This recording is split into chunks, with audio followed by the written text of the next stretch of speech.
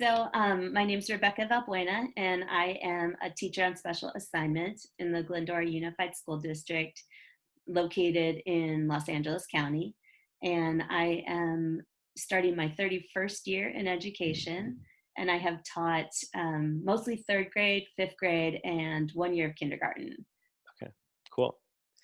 So maybe a good place to start would be to talk about your experience as a TOSA, the teacher on special assignment. And you were doing a lot of work kind of coaching teachers in the classroom. Yes, To just kind of like reflect back on that experience, not necessarily applying it to distance learning, but just good teaching. Like what were some yeah. of the things that you saw that good teachers were doing that you wished all your teachers were doing? Because you got to see a lot of different classrooms. Yes, definitely. Yeah. And working with different teachers, you do find a commonality of good and excellent, Okay. right? So I think what separates a good teacher from an excellent teacher from a good teacher is the fact that excellent teachers know why they're doing everything. They know why they're doing things. So the research or the reasons why, or they know why a strategy works.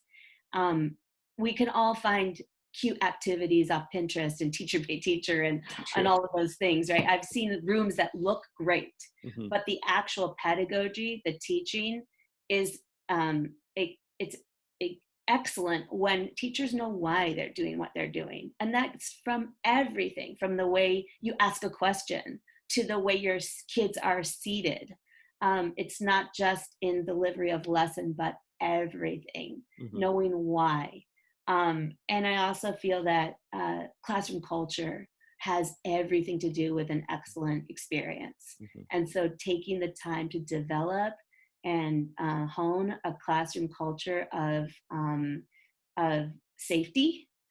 uh, Hmm. when kids feel safe, they're willing to take risks. And when they take risks, they learn, right? Yeah. So that idea of having that low affective filter in a place where they know they're welcomed, in a place where they know they're cared about, in a place where they trust the teacher and each other, that type of environment is going to be conducive to the most excellent style of learning. Right. And so those two big things are, I feel, what separates excellent from good. Hmm.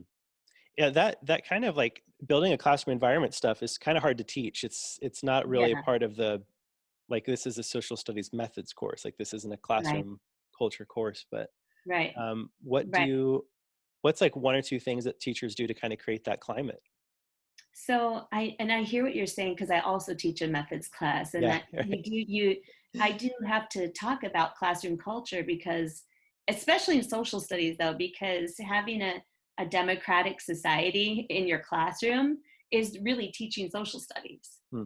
So allowing voices to be heard in that um, teaching of civil discourse. So how to build a classroom environment, I think, is to oh gosh, that's such a huge topic. But I think number one, showing you care, having high expectations, spelling out expectations, and practicing. So, I think a lot of times teachers, not a lot of times, but it's common to throw your rules up, have consequences, etc., Right. and then just expect them to do it. When actually those things are slowly honed over time. Like it's a process. It's like, it takes energy to, I don't want to say discipline, but it takes energy to correct children, right? And Oh not a yeah. not a punitive way, but just constantly being aware of, Hmm. okay, that there was a kinder way you could say that, so they know it's not acceptable to speak that way to a peer Mm. or to the teacher, or it's not acceptable to sit a certain way. You have to set up everything, and you also need to make it cool to be a scholar, Mm. right? Hmm. So when we make it the norm or the cool factor, like it's so cool that you used a big word, or Hmm. you did your homework, and that shows so much dedication.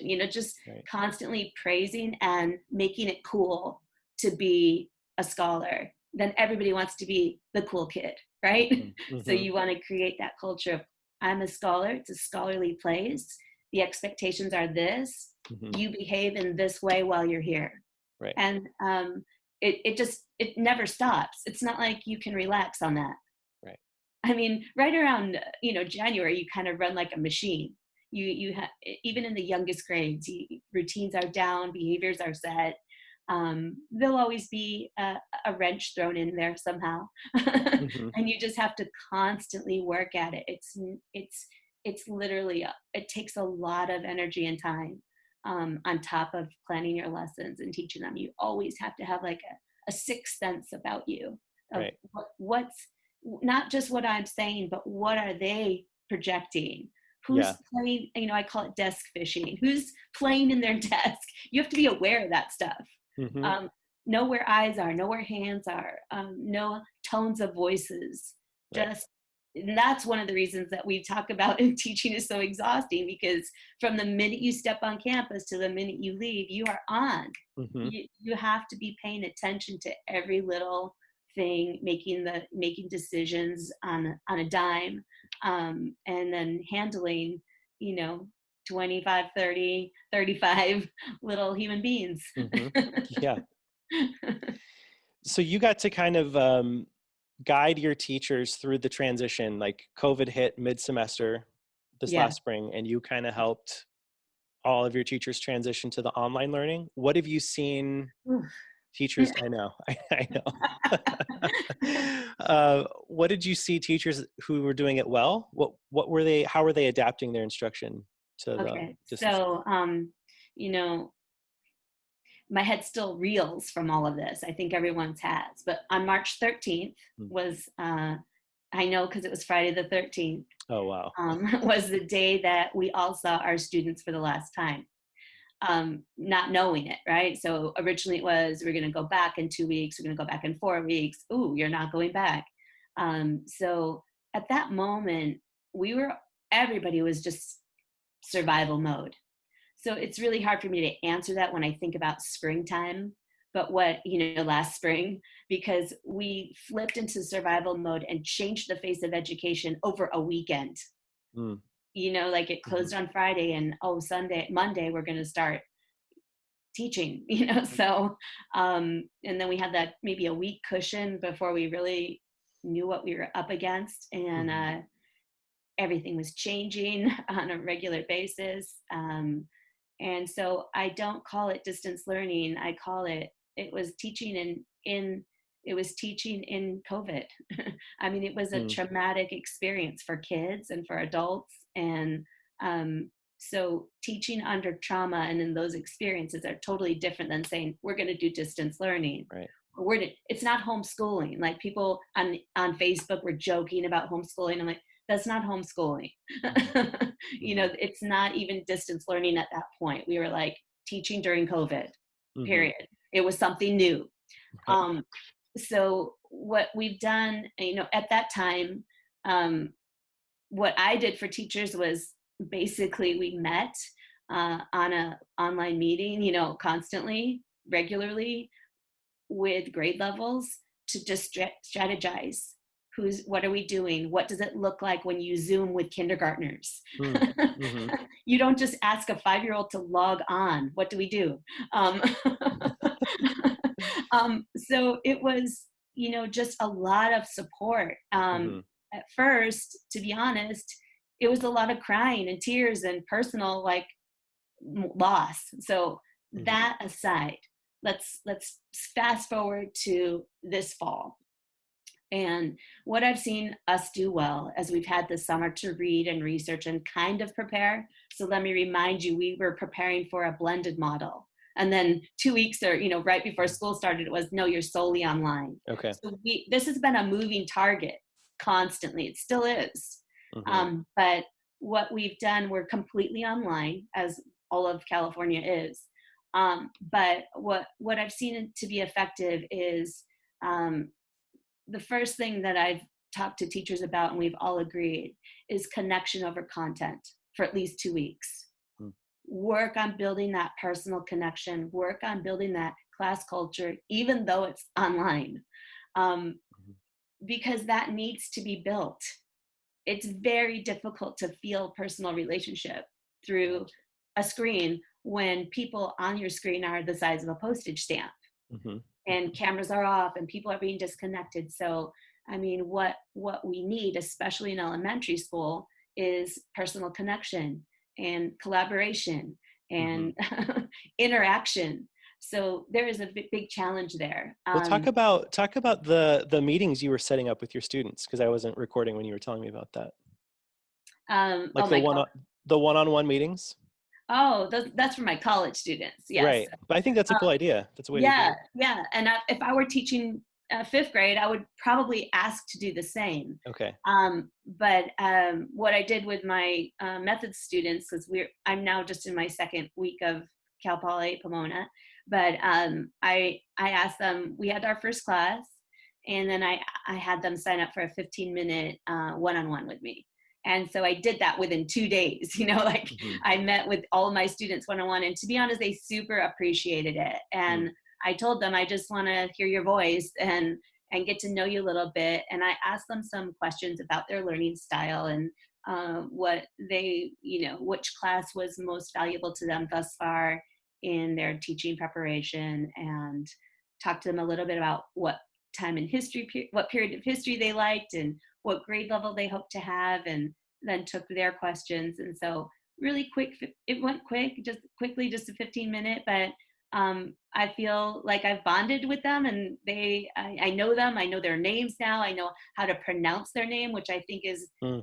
is little That's a and good thing. as that is, it's super important Hmm. to say people's names correctly and know their nicknames or whatever.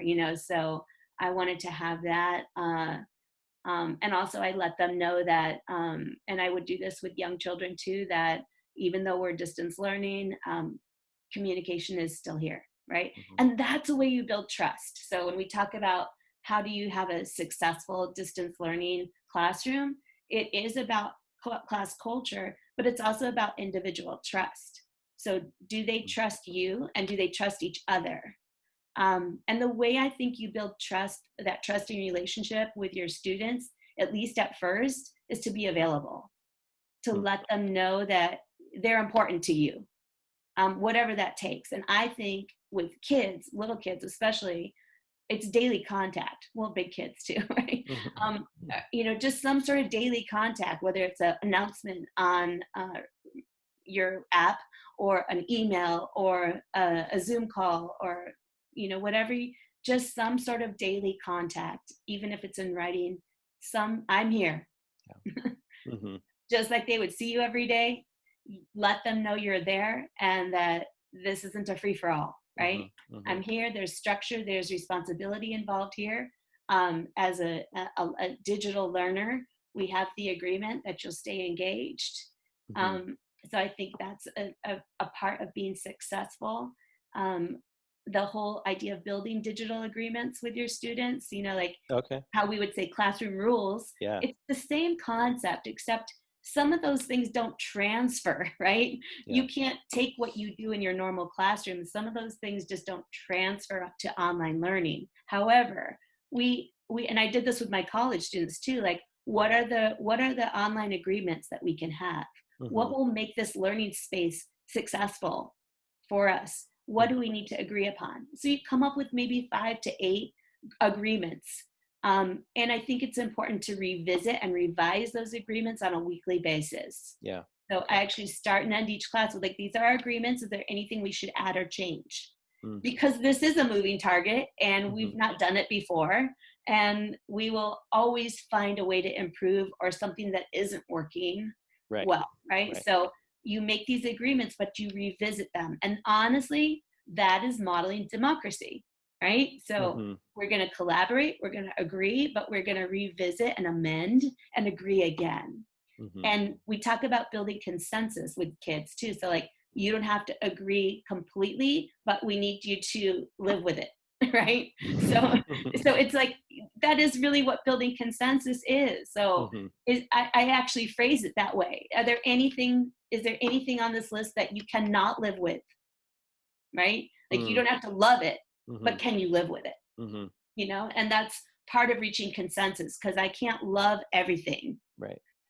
I'm not going Right. to agree 100%. And that's how it is when you're voting. That's how it is when you're in life, right? I work with a group of teachers, and I don't agree, but I can live with it. right? Hmm. So we teach kids those thought processes early, like you may not love it, but can you agree to it? Right. Right. And that's what I mean by online agreements. Okay. So trusting relationships, online agreements. I think it's important to spend the time. How I just said, you would spend time building classroom culture. You have to spend time teaching children how to be responsible Hmm. as an online learner. So Hmm. this is a new set of skills. This is Hmm. like, we have to teach our children how to manage their own time, right? They're Yeah, spending we time do. asynchronously. Hmm. So they need to learn how to schedule themselves. They need to self-discipline. Yeah. A lot of times it's the first time in their life they haven't been told what to do with their time, Hmm. Hmm. in terms of schooling. Yeah. So having them talk to them about management, talk to them about time management, scheduling, what are your skills for working at home? I mean, we assume they know, but they don't. Right. Right. Find a desk, get your pencils in a box, Hmm. put your books in a bag, Right. um, close the door.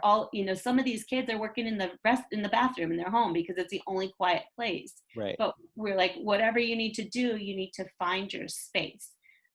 We talked about being fully present, how to concentrate on a screen and stay present and Right. involved. Right. And just little things like establishing a routine.